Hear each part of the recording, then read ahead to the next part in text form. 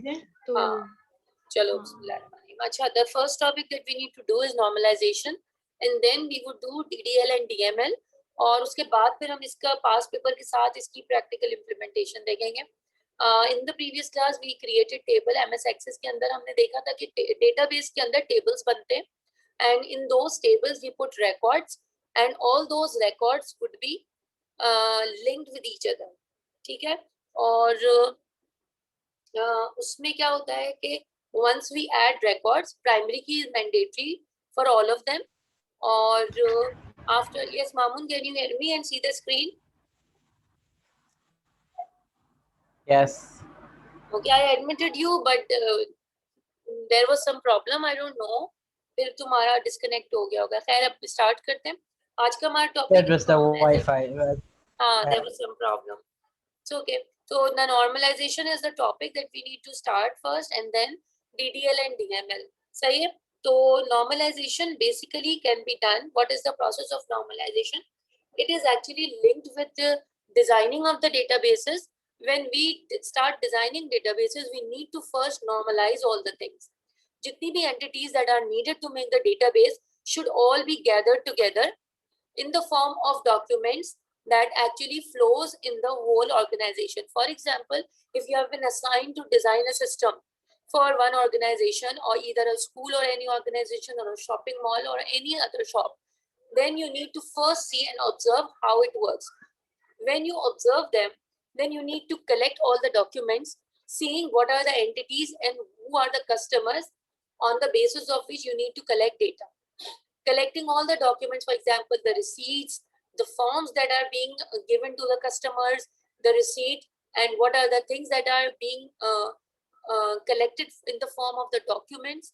वो सारी चीजें आप collect करते हो. Once you have collected, then you need to work on different tools that are actually related to the paperwork. In that, you have got the data flow diagram, how data flows. System से कौन से documents are given to the customers or the employees, या फिर employees और customers से कौन से documents जो है वो system के अंदर आ रहे हैं. Then this will show you how data flows from the organization to the target audience and from the audience to the employee organization. Then after observing them, then you need to see what are the things that needs to be organized. So before organizing things, you need to make a flow chart. Flow chart में आप ये देखते हो कि कौन कौन सी entities हैं जो कि वर्क कर रही हैं. फॉर एग्जांपल, अगर स्कूल की डेटाबेस बनाने जा रहे हो आप लोग, एक स्कूल के सिस्टम पे काम कर रहे हो, then you need to find out कि यहाँ पे कौन कौन सी एंटिटीज हैं. एक है एंटिटी स्टूडेंट की, जिसको फॉर्म दिया जाता है और फिर उनको फी चलान दिया जाता है.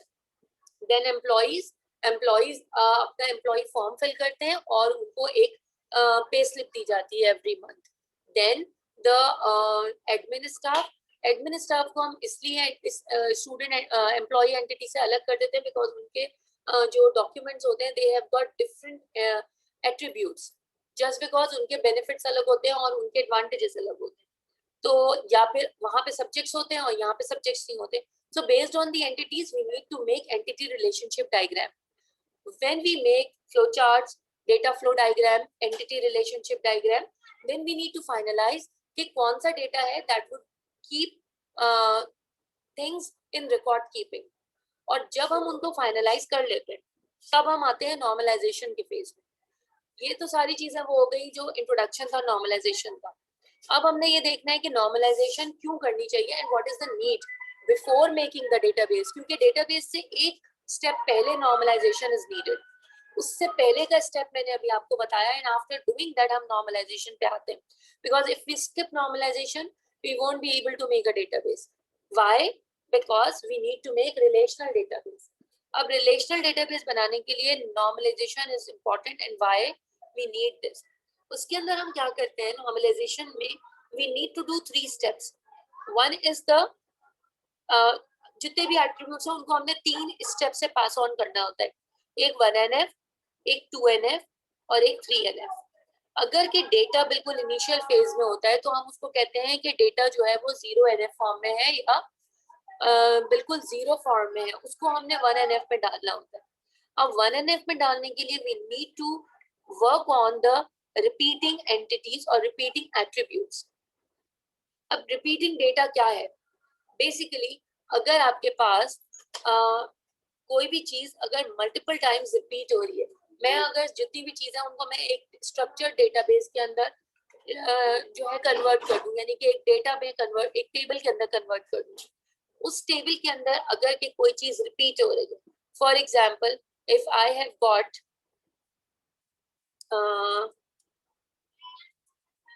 स्टूडेंट मार्क्स, ठीक है, और स्टूडेंट मार्क्स जो है वो आ रहे हैं इस तरह से कि सब्जेक्ट और स्टूडेंट नेम, ये तीन चीजें हैं अगर मेरे पास, तो मैं यहाँ पे क्या करूंगी, स्टूडेंट मार्क्स मेरे पास हो गए 12 और सब्जेक्ट आ गया मेरे पास सपोज मैथ्स और स्टूडेंट नेम आ गया अलीना, ठीक है। और फिर मैं दोबारा कर रही हूँ,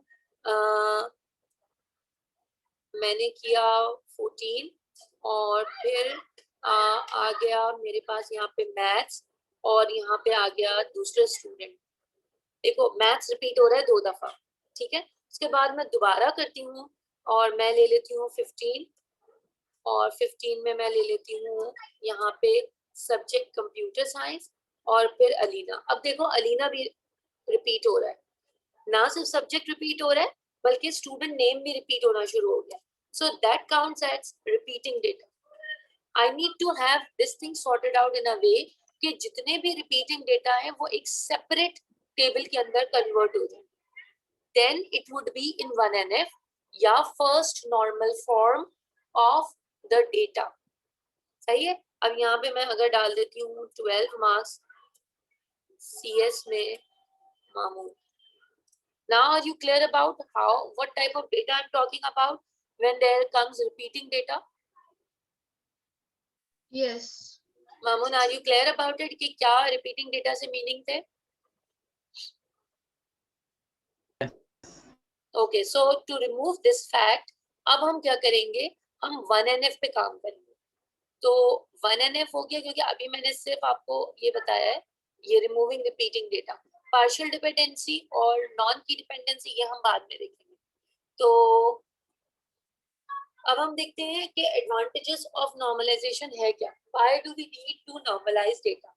सबसे पहले तो ये कि हमने ऑर्गेनाइज करना है अपने डेटा को इस तरह से कि हमारे पास जो भी टेबल बने, that table is linked with only one entity, उसकी, और उसका रीजन क्या है कि हमारे पास एक तो सिस्टम एफिशिएंट हो, परफॉर्मेंस उसकी एफिशिएंट हो, with the aspect of storing data, not only storing data but also in accessing time, कि अगर कि मैं किसी चीज को एक्सेस कर रही हूँ, देखो एक सिंपल सी बात है कि अगर आपका रूम ऑर्गेनाइज होगा, आपके कबर्ड में क्लोजेट के अंदर कपड़े बिल्कुल ऑर्गेनाइज रखे हुए होंगे, आपकी लाइब्रेरी के अंदर बुक सारी जो है वो जॉनर वाइज सेपरेट होगी, तो आपके पास उसकी इम्प्रूव्ड एफिशिएंसी सेंस में होगी, आपको जो बुक चाहिए होगी वो आप आराम से कैच कर सकते हो, आराम से पिक कर सकते हो। सेम केस आपके क्लोजेट के अंदर जो चीजें रखी हुई होंगी, आपकी एफिशिएंसी फास्टर हो जाएगी। Number 2, eliminate redundant data. Redundant data का मतलब ये होता है कि आपके पास कोई भी चीज अगर डुप्लीकेट रखी होगी तो वो डुप्लीकेट, अगर आपको पता होगा कि आपकी लाइब्रेरी के अंदर 2 बुक सेम हो गई तो आप कहोगे यार ये मुझे किसी फ्रेंड ने दी थी, मैंने परचेज की थी, ये तो 2 बुक्स एक साथ रखी हुई है, I would better give it to my cousin और किसी को मैं दे दूं, बिकॉज वो रिडंडेंसी हो गई है। अगर क्या क्लटर में आपको पता ही नहीं होगा कितनी बुक्स मेरे पास डबल पड़ी हुई है, सो दैट वुड काउंट कि अगर आपके पास नॉर्मलाइज डेटा होगा, there would be no redundancy, there would be faster performance, storing data would be sorted out, और अगर आपको सॉर्टिंग करनी होगी तो वो भी आपका इजी हो जाएगा, ठीक है। फिर अगर क्या आपकी कोई नई बुक परचेज की है and that new book would be related to that particular genre, तो आप उसको उसी जॉनरा के अंदर ऐड कर सकते हो, यानी not only to have performance better in case of already kept books, but the new books can also be added in the new in the record या in the whole library based upon the genre. तो पुराना data भी update हो जाएगा, redundancy भी नहीं होगी और आपके पास डेटा भी अपडेट रहेगा। So are you clear about the advantages of normalization? Yes. Okay, now 1NF. One N F के अंदर हमारी फर्स्ट प्रेफरेंस क्या होती है? No columns would be repeated और सिमिलर, यानी एक कॉलम मेरे पास है स्टूडेंट मार्क्स का, दूसरा था स्टूडेंट नेम का, and the third one is student name. मेरे पास किसी भी कॉलम के अंदर रिपीटेड डेटा नहीं होना चाहिए, जैसे कि यहाँ मैथ्स आ रहा है और स्टूडेंट नेम के अंदर अलीना और मामून 2 दफा रिपीट हो रहे हैं। So that should not be the case in case of 1NF. Each data item cannot be broken down any further and each row is unique. अगर के स्टूडेंट मार्क्स हैं तो वो मैथ्स और अलीना की एक दफा एग्जिस्ट करने चाहिए, दोबारा एग्जिस्ट नहीं करने चाहिए. It can be possible only when we have a primary key. Primary की अगर कि मैं सेपरेट टेबल्स बनाती हूँ तो सेपरेट टेबल्स बनाने के बाद हर टेबल का एक प्राइमरी की इज मैंडेटरी. सो ये वाला पॉइंट फैक्टर ऑटोमेटिकली इनकलकेट हो गया कि if we make a separate table based upon the repetition, then we have to have a primary key there in a separate table. And if we have a primary key, all the rows should be unique. And each, based on the rows, we will have all the fields unique in that table. So are you clear about the further 2 points? अगर कि हम repetition remove करेंगे automatically primary key add हो जाएगी और हमारे पास uniqueness भी आ जाएगी.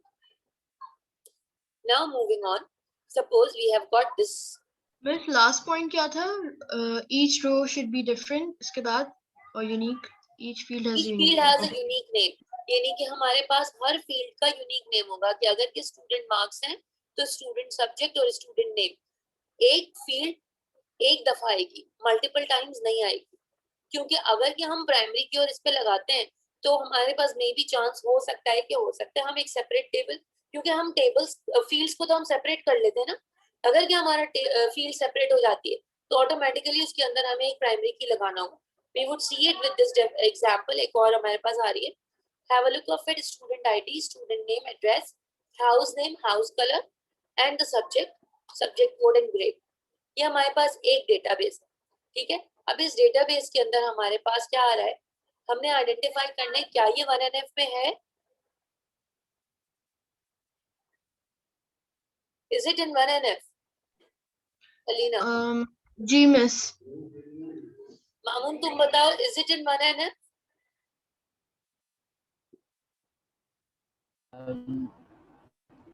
Not really.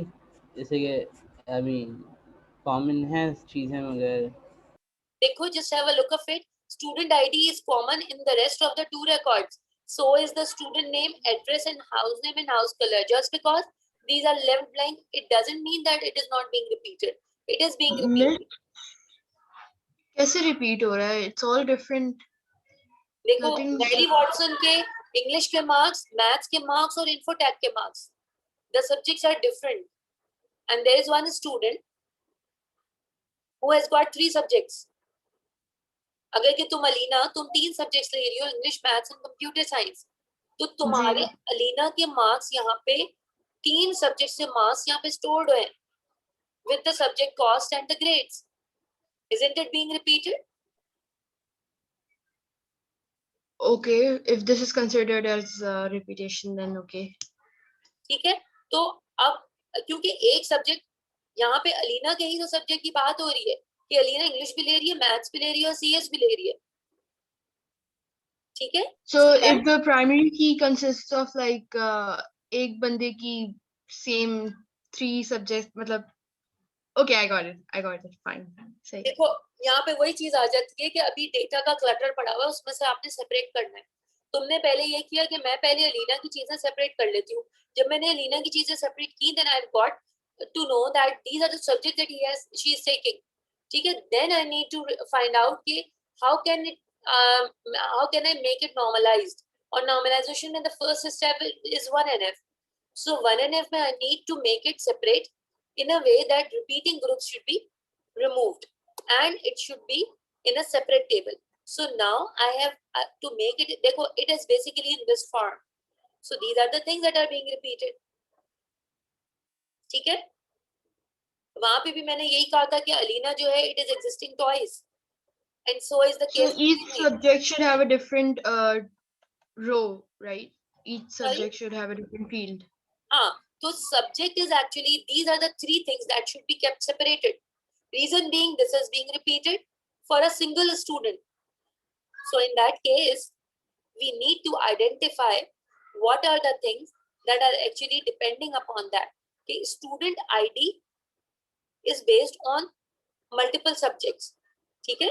So based upon this dependency, हमारे पास क्या हुआ? मैंने इसको separate कर दिया टेबल के अंदर. अब जब मैं यहाँ पे इसको separate करती हूँ, I'm sorry to cut you off, लेकिन अगर 3-4 students होंगे तो भी सबके subject के data अलग fields में होने चाहिए, अलग rows में. हाँ, सबको separate करना होगा हमने, so that we can have हर बच्चे का अलग अलग स्टूडेंट आईडी के साथ. अभी देखो ये एक स्टूडेंट आईडी है, मुझे इसको 3NF में लेके जाना है. 3NF में लेके जाने के लिए I need to work it out in a way कि हर चीज, ये अभी मैनुअल है, this is manual, I need to make it in tabular form. जब मैं टेबुलर फॉर्म में करूंगी देन आई हैव अलीना का रिकॉर्ड बीइंग रिपीटेड और वो हर सब्जेक्ट के साथ होगा. अभी देखो ये बेसिकली एक स्ट्रक्चर्ड फॉर्म में आ गया. अब अगर मैं इसको स्ट्रक्चर्ड फॉर्म में कर रही हूँ, किस तरीके से आ गया? No repeating groups of attributes, all attributes are atomic. Atomic का मतलब क्या होता है? Organized. ऑर्गेनाइज इन सेंस में one cell one data one record. अभी क्या था आपके पास? एक सेल है, उसके अंदर 1 2 3 चीजें हैं. यहाँ पे एक सेल है, यहाँ पे 1, ये एक सेल है, यहाँ पे सिर्फ बॉब का रिकॉर्ड है. यहाँ पे एक सेल है, इसके अंदर 1 2 3 रिकॉर्ड्स हैं. ये मैनुअल था हमारे पास. Now we have started working on the data to become computerize. तो उसके अंदर हम एटॉमिक कर देंगे. एटॉमिक करने के लिए हम क्या करेंगे? एक सेल के अंदर, एक ब्लॉक के अंदर एक डेटा हमने रख दिया. तो अब एक चीज तो एटॉमिक हो गई, ठीक है, सारी फील्ड्स हमारी एटॉमिक हो गई. एटॉमिक करने के बाद अब हम क्या करेंगे? हम 2NF पे मिस जी one if means जैसे many one to many नहीं हो सकता, right? 1 to 1 होगा, right? 1 to 1 ही होगा. और 1 to 1 जैसे करने के लिए हमें 2NF पे जाके इसकी डिपेंडेंसी चेक करनी होगी. तब हमारा जाके ये 1 to 1 वाला स्टेप 2NF के अंदर जाके अचीव होगा. ठीक है? रीजन बीइंग, क्यों हमारे पास ये देखो दो चीजें हैं. 2NF में हम क्या करते हैं? रिमूव पार्शियल डिपेंडेंसी, पार्शियल की डिपेंडेंसी. ये हमारा 2NF में है. If I want, I won't do it in 1NF, because 1NF के अंदर मैंने तो सिर्फ रिपीटिंग डेटा को एटॉमिक में कन्वर्ट कर दिया, that's it. 2NF is needed to have partial dependency. अगर के पार्शियल डिपेंडेंसी है then I need to remove it. अब पार्शियल की डिपेंडेंसी क्या होगा ये हम देखेंगे आगे जाके. That you are actually saying कि 1 to 1 होना चाहिए. मिस अगर इसमें सिर्फ प्राइमरी की रिपीट हो सकती है क्या? देखो अभी तो हमने कुछ किया ही नहीं ना. अभी तो हमारा डेटा ऐसी ब्लैंक पड़ा हुआ है, एक पूल में पड़ा हुआ है. उस पूल में से हमने हर डेटा को एक स्ट्रक्चर्ड फॉर्मेट में कर दिया. स्ट्रक्चर्ड फॉर्मेट में करने के बाद देन हम लोग 2NF के अंदर एंटर हो रहे हैं. 2NF के अंदर एंटर होने के बाद then we need to see non key attributes must depend on every part of the primary key. जब हम टेबल बनाते हैं, टेबल बनाने के बाद we need to identify a primary key and then identify whether all the fields are depending upon the primary key or not. If they are, that's fine, they would stay there in the table. If they are not, they should move to the other table along with the primary key dependency. You got it now? अब देखो यहाँ पे हमारे पास क्या है? Student name, address. कोई question है? मिस मुझे पूछना था कि प्राइमरी की क्या रिपीट हो सकती है? प्राइमरी की कभी रिपीट नहीं होगी. प्राइमरी की रेपिटेशन अगर होगी हम उसको फौरन एक सेपरेट टेबल बना लेंगे. प्राइमरी की is always unique in one table. बस ये कॉन्सेप्ट अगर याद है तो नॉर्मलाइजेशन भी समझ आ जाएगी और बाकी SQL भी समझ आ जाएगी, DML. बस पहला पॉइंट हमने in the previous class we discussed only one thing कि प्राइमरी की, डेटाबेस और टेबल, जिसमें सबसे important concept was that primary key should always be unique. If we have got unique key present in one table तो वो तो repetition तो होगी नहीं ना. ओके. तो अब हमारे पास क्या हो गया, हमने देखनी है dependency. Keeping this dependency in our mind, we have to have two fields. Student name, is student name based on student ID? Yes. Is student address also depending upon student ID? Yes. ठीक है. फिर हमारे पास है house name. This is also depending upon that. Yes. और house colour भी हो गया हमारे पास. अब हमारे पास है सब्जेक्ट. क्या स्टूडेंट आईडी अलीना, अलीना का रोल नंबर है 801. ठीक है. इफ अलीना हैज टेकन 801, तो Mamun has also taken computer sciences. Do you think कि स्टूडेंट आईडी के ऊपर subject is being dependent? No.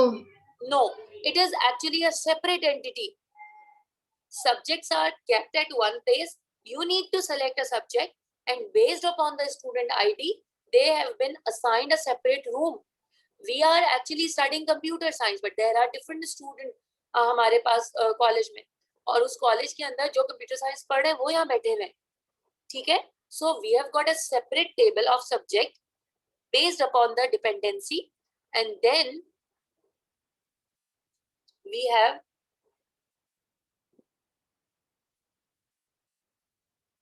got some non-key fields जो कि डिपेंड कर रही है सिर्फ स्टूडेंट आईडी के ऊपर. और अब हम इसको सेपरेट करेंगे. When we make it separate, तो हमारे पास क्या होगा कि हमने न्यू टेबल बनाना होगा. न्यू टेबल हम किस तरीके से बनाएंगे? सबसे पहले हम देखेंगे कि एक जो टेबल बन रहा है, it should have got a primary key. यहाँ पे हमारे पास स्टूडेंट आईडी आ गई. Table number 2, table number 2 would have, हमारे पास क्या है कि सब्जेक्ट का table, because it doesn't depend on the student ID, but student ID and subject would be considered as a primary key in a वे, क्योंकि अगर के A01 प्लस CS होगा तो अलीना को मिलेगा, और M01 प्लस CS होगा तो मामून को मिलेगा. अब अगर मैं देखती हूँ कि CS को अगर सब्जेक्ट कोड बनाती हूँ, तो CS would be common for both Alina and Mamoon, but it would be differentiated if it is counted as A01 CS and M01 CS. Now are you clear about how would I declare a primary key in a separate table? Miss मुझे पहले तो basically second NF की समझा दें. Second NF अच्छा एक मुझे minute, समझ. ये मीटिंग हमारी 1 मिनट में एंड हो रही है, मैं रीजॉइन करती हूँ आपको.